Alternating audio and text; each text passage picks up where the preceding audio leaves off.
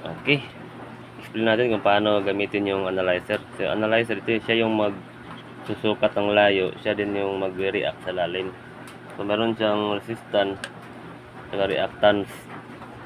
So, meron tayong makikita dito na start. Ito yung start. Ayan, sa baba. Ito yung stop sa gilid, bandang kaliwa, kanan. So, turo ko yan kung paano natin i-set up. So, kaya meron din ganito. Nakalagay dito is distance range and difference. So, ito yung distance range, ito yung difference. So, hanggang ano to, 60 meters deep ang kaya niyang i-analyze. Ano pa? So, yung distance naman is start siya sa 1K hanggang pababa sa 50 meters perimeter. Within perimeter yan, hindi lang one direction yan, perimeter yan. So, ganito ang paggamit niyan.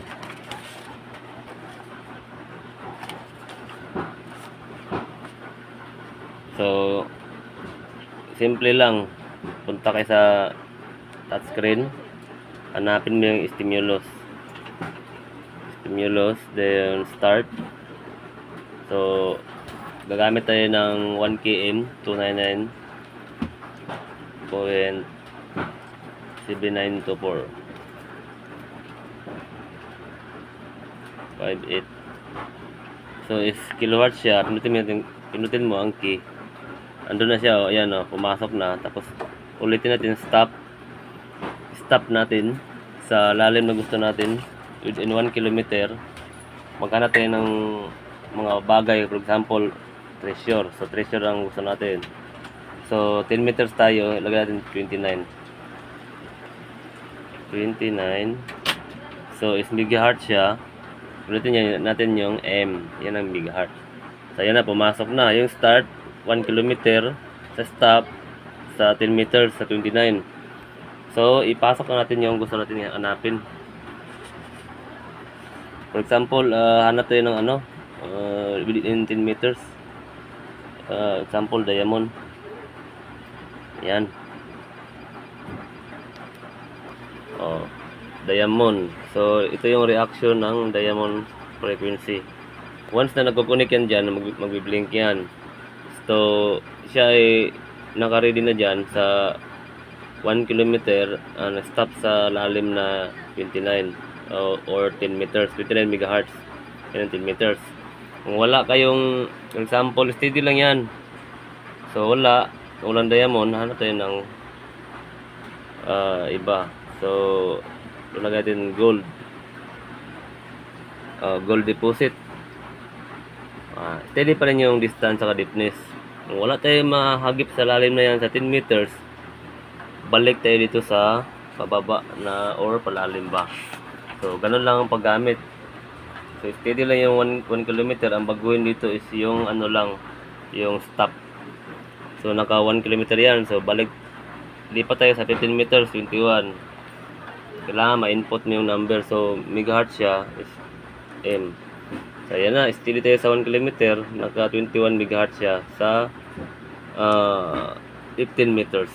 So, ganun din. Habang nag-scan tayo, mamili tayo dito kung anong gusto natin. Tunnel ba? Chamber? Then, gusto natin bunker. Para sa akin, maganda lang yung mga medium. Yung shallow, gold EO shallow. Yung ganito. Malalaman mo kung mababaw. I-trace mo siya kung gold bars ba siya. Gold bars bunker, gold bars medium, at gold bars catches. Yan ang itira natin sa gold ultraviolet. So, ganun lang. Kung gusto natin i-adjust ng short range dito sa distance ng 50, pinutin natin yung 50.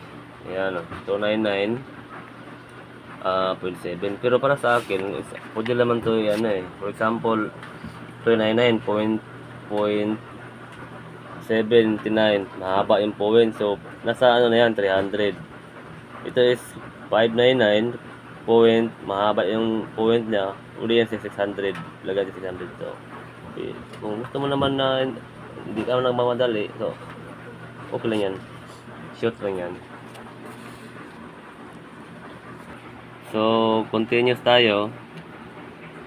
Ayan, start para sa distance, stop para sa lalim na gusto natin.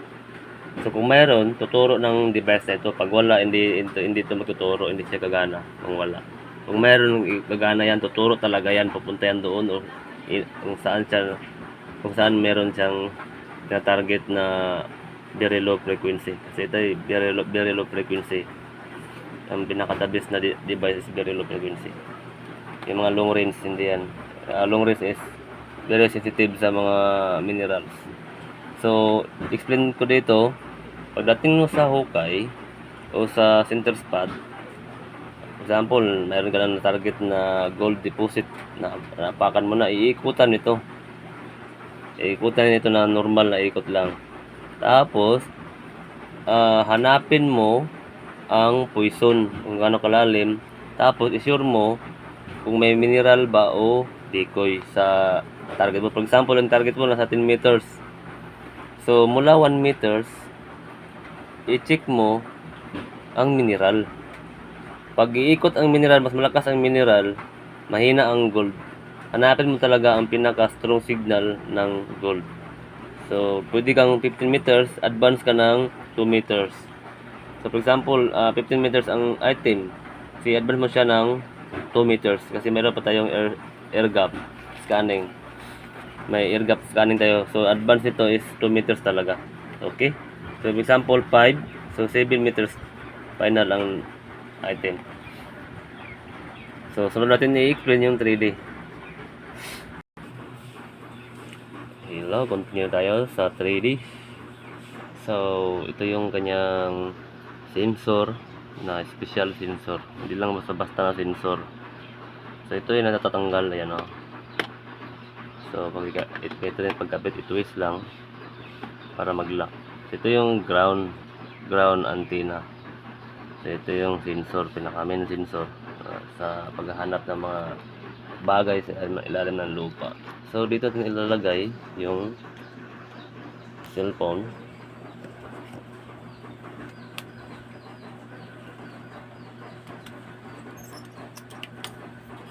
Yan.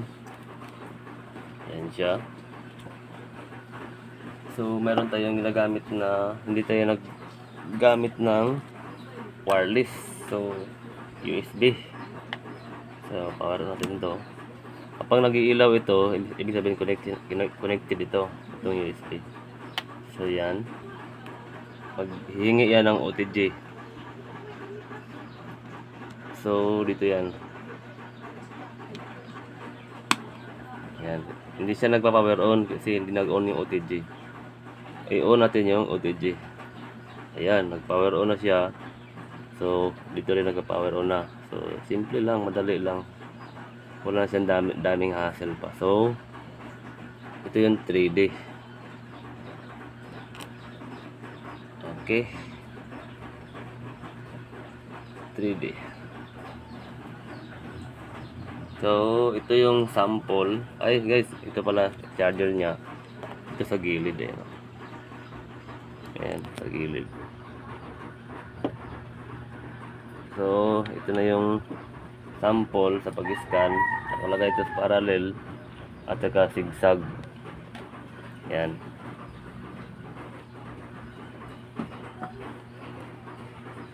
So, example, unang scan natin, patayin ng stick. Scan natin is parallel. Example, ito na yung natamaan ni radar. Example, 10 meters ang tinamaan ni radar. Yan ang scan natin around the perimeter. So, unang gagawin is parallel. Kailangan ng maggamit ganito, hindi siya kung one way, hindi siya pwedeng ihawi ng ganon dahil mag-i-error yan. So, ganyan lang lahat direction, unang step. Uubusin yan, siguro mga isang hakbang lang, konting hakbang, scan, hanggang mapuno mo yung target ng radar. Tapos makikita mo dito yung chamber, example, may chamber ba. Depende sa tinamaan ng radar. Kasi ito yung confirmation ng second option kung ano yung tinamaan sa isa. So pangalawang gagawin, kung di makikita sa parallel, kung di siya mabuo dito, isigsag mo, sigsag. Ganon ka, sigsag. Yan, hanggang sa mapuno mo yung ang required dito is 15 scan. Kailangan maubos mo yung 15 scan. So pili tayo ng gano'ng kalalim. For example, radar 10 meters. So 10 meters tayo. So 10. So i-okay mo lang yan. Tapos i-scan. Sunod, kailangan ang paghakbang mo dito, kunting hakbang lang, yung parang 1 feet lang ang hakbang. Scan, yes, scan hanggang 15 scan talaga para makita mo yung kabuuan ng area at mapuno dito, kasi hindi to mapupuno pag hindi mo maubos yung 15 scan. So pwede mong pag di ka pa rin komportable sa zigzag, pwede mong i-parallel pag ano na naman, pag ano ng parallel. Magdepende sa parallel, hindi lahat ng parallel ganyan lang. Pwede ka rin dito mag-umpisa pag ganun ka. Kailangan maubos mo yung 15 scan. Makikita mo ang chamber, tubig, soil, yung item na hinahanap natin. Depende sa kanyang itsura. Merong bilog, pa-square. Tapos yung mga yellow sa gilid ng scanning, di ko yan. Yung talagang item is red is red yellow. Tapos nagporma siya ng bilog o square na buo. Hindi yung kalat-kalat, hindi yan, mineral, yung iba dyan. So ito design ito, yung mineral or decoy, binubura niya. For example, dumaan dito yung pula. Tapos biglang nagbatik-batik na pula at yellow. Dinidelete niya, nawawala. Yung palaging bumabalik dito na pula na square o bilog, yun ang item. Kaya sa decoy, binubura niya decoy, yung yellow. So, ganun lang. Madali lang ito gamitin. Kung ano yung tinamaan dun sa radar, siya yung magko-confirm na ng itsura ng items na tinamaan dun sa radar.